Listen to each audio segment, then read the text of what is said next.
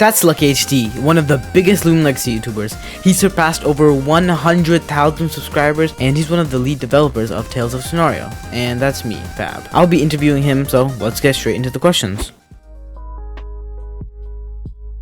Part of me wants to say that it's like, not improving, but then at the same time, you have stuff like the recent roadmap and everything, but then part of me thinks that obviously like, oh well, they've done this before, so is it really an improvement, or is it just the same exact thing that they've put out all these years, and then we're gonna go back to just no improvement?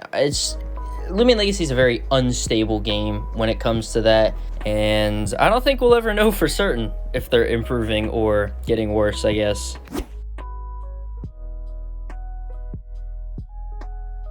I guess. I always talk with Menti about it. Menti talks about it with me, just about how, I don't know, especially just content drought and all that stuff, when you kind of bounce ideas off of each other a lot. A lot of the nights when it's just really dry, it's just spent trying to think of ideas for a week, like the week. And also dealing with it requires, spacing out of content, stuff like that, just to kind of get by until there's like some sort of news or anything to make like a video or two off of. Nah, I want to continue YouTube for as long as I can, obviously. YouTube is like the dream job in a sense for me. If push comes to shove, I do know what I could get into, I think pretty easily. Like just editing wise and stuff like that. Like it's a pretty easy field to get into if you're like experienced in it. But yeah, no, I've never really thought about quitting.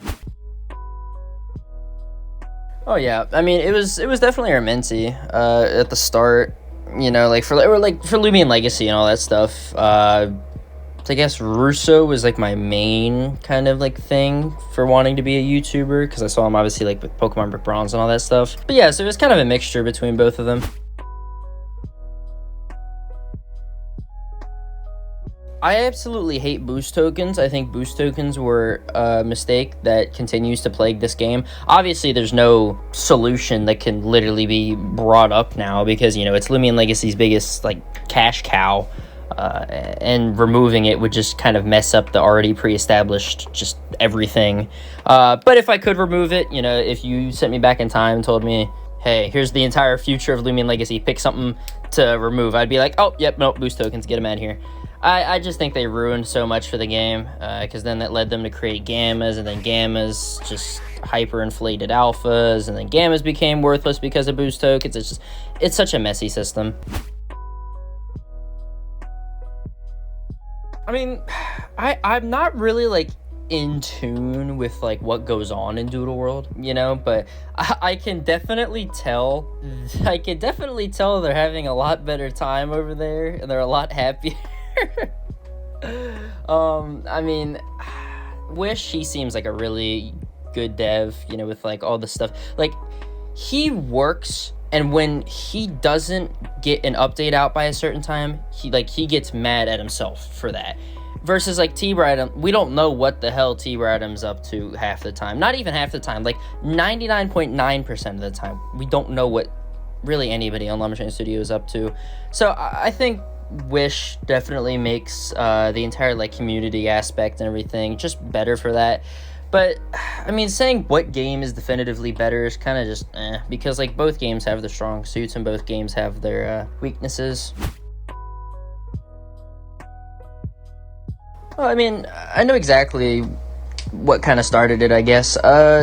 It was not something, at least, that I can remember, that, like, I did to set anything off, but they were trash-talking me behind my back, all the way back, I think it was, like, 2021 or something like that. And, yeah, they just sat there in a Discord server, and I had barely made any complaints to Looming Legacy, before that. Like, I was very overly positive about the game, sugar-coated everything, despite, some things that I kind of told to myself. But it turned into, like, a ping-pong back and forth of, like, after I had uncovered the entire thing that they were doing, where they were sitting there trash-talking me behind my back in a server, and all the stuff. Those messages probably will never be revealed. it wouldn't be good, I guess, if they were. But yeah, I had to go to Lando and like, you know, talk to him about it, and then like still even after like 2 of them apologized. So I guess that's like always left a bad taste in my mouth, and it's been like again like a ping pong, just back and forth and back and forth and back and forth of like they always just see the negative in me, never the positive.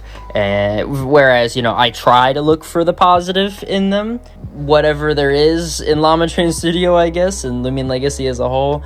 But yeah, I think that's why they dislike me. I think it's just it's a personal narrative that they feel, where it's just only looking at negative things that I post.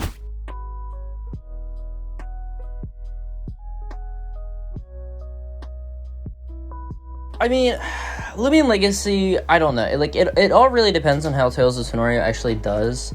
Like, if Tales of Sonoria pops off, sure. You know, I will drop Lumion Legacy in a heartbeat. Like, you will never see me return to that game. Ever again. But, I mean, like, obviously, you know, there might be a chance where I do both. You know, I do Tales of Sonoria and Lumion Legacy, or what at least I'm thinking is what's going on in the timeline right now. Is just when Tales of Sonoria releases, I make that my main game, and then Lumion Legacy becomes like the side chick. I guess.